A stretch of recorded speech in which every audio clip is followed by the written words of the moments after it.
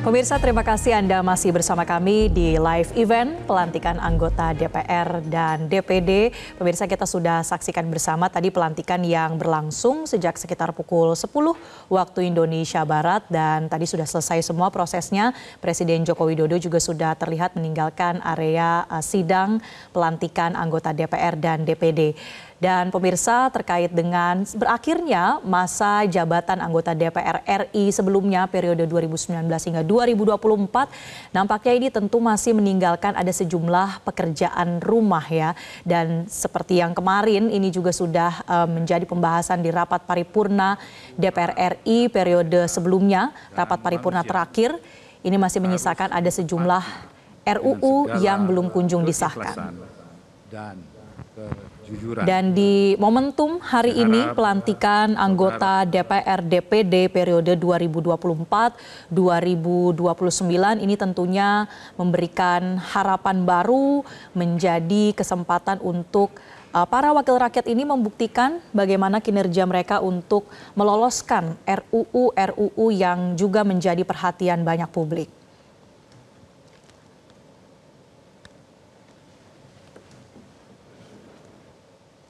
Dan pemirsa, salah satunya RUU yang masih menjadi pekerjaan rumah bagi DPR RI adalah RUU Perlindungan Pekerja Rumah Tangga. Kita akan membahas terkait dengan urgensi dari pengesahan RUU PPRT dan juga bagaimana proses politik yang berlangsung di baliknya. Sudah hadir di Studio 1 Metro TV, Koordinator Jala PRT, Mbak Jumisi. Selamat siang, Mbak Jumisi. Selamat siang, saya staf advokasi Jala PRT. Staf advokasi Jala PPRT. Terima kasih Mbak Jumisi. Kemudian juga sudah hadir di studio bersama kami Koordinator Koalisi Sipil RUU PPRT Eva Kusuma Sundari. Halo Mbak Eva, apa kabar? Halo Mama, saya alhamdulillah baik. Alhamdulillah baik semuanya. Kita di sini sudah menyaksikan ya ada harapan baru nih dari DPR RI periode 2024-2029. Tapi mungkin spesifik soal RUU PPRT yang ternyata di rapat paripurna kemarin ini tidak disahkan. Tanggapan Mbak Jumisi seperti apa? Ya, yang pertama ini menyakitkan ya, sedih, sakit gitu. Kami dari Koalisi Masyarakat Sipil untuk Undang-Undang PPRT kan ini sudah memperjuangkan ini selama 20 tahun gitu. Jadi sebetulnya kemarin itu adalah detik-detik di mana kami punya harapan terakhir gitu. Berharap ada pengesahan RUU PPRT, tetapi ternyata itu tidak juga. Kemarin kami datang ke DPR dan hanya sebagian kecil dari kami yang sampai ke balkon dan yang lainnya tertahan di pintu gerbang, tidak diperbolehkan masuk. Jadi sebetulnya rumah rakyat kok sepertinya tidak merakyat gitu. Jadi yang pertama itu sedih, kecewa gitu. Ini menyakitkan untuk 23 juta PRT di Indonesia dan 10 juta PRT di PRT migran ya gitu. Dan yang kedua sebetulnya ini adalah wujud apa ya, sebetulnya para anggota dewan nggak aware deh sama isu ini, nggak aware terhadap bagaimana situasi kerja PRT yang membutuhkan perlindungan hukum, membutuhkan negara hadir dan ternyata negara tidak hadir. Nah itu kesimpulannya. Gitu. Oke, itu kemarin datang teman-teman dari aktivis atau dari PRT juga memang karena ada undangan untuk melakukan audiensi atau seperti apa? Ini memang secara rutin selalu dikawal, Mbak Jumisi? Jadi begini, kalau kami itu setiap hari sebulan terakhir ya bahkan kita melakukan aksi di depan DPR dari jam 10 pagi sampai jam 11 siang. Kepentingan kita itu adalah supaya suara kami, suara PRT, suara teman-teman dari organisasi masyarakat sipil, kami itu ada 316 organisasi loh, pendukung RUU PPRT ini menjadi undang-undang gitu. Jadi memang kami tidak diundang. Ya, tetapi kami mendapatkan informasi bahwa rapor terakhir itu adalah tanggal 30 gitu. Jadi ini jadi kesempatan terakhir kami begitu berkirim ya? surat. Jadi prosedur formalnya udah kami lalui ya Mbak Eva ya, bersama dengan teman-teman yang lain. Kami masuk dengan organisasi kami masing-masing. Hari Jumat juga saya ke sana ke DPR berkirim surat supaya di hari Senin kami bisa berada di balkon gitu.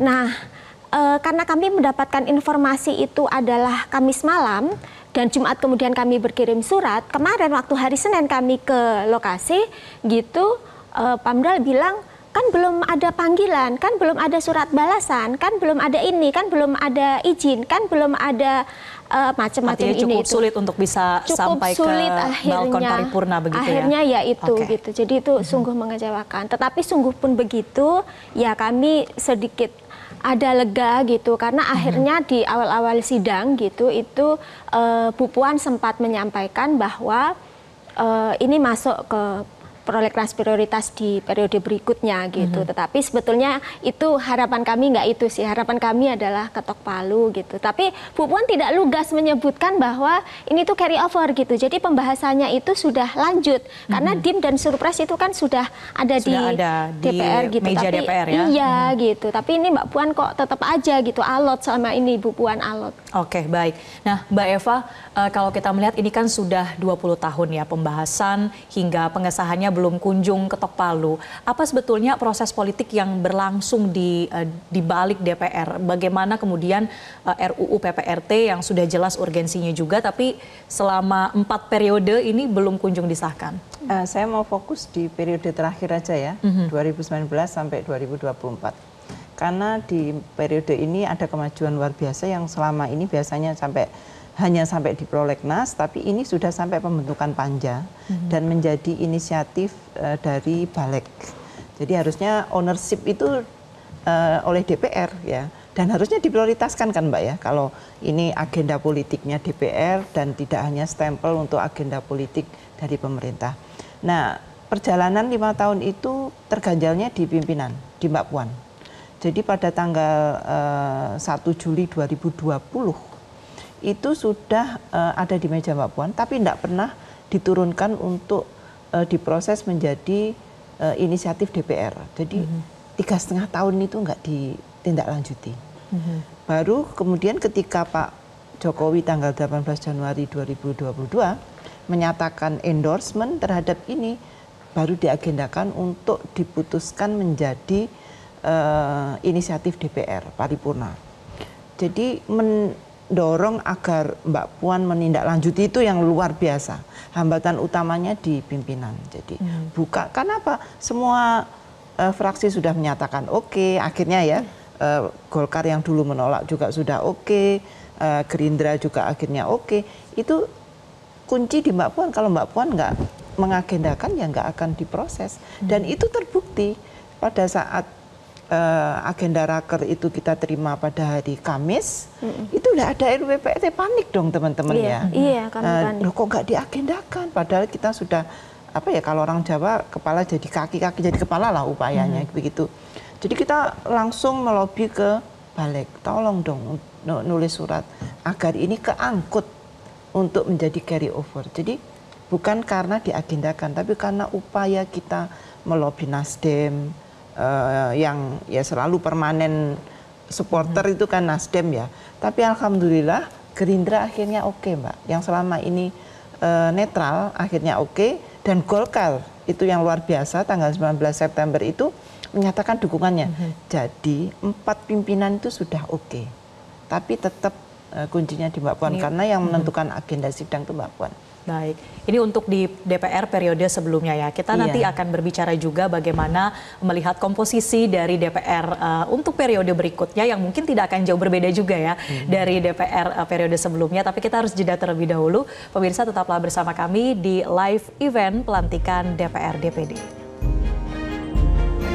Jelajahi cara baru mendapatkan informasi. Download Metro TV Extend sekarang.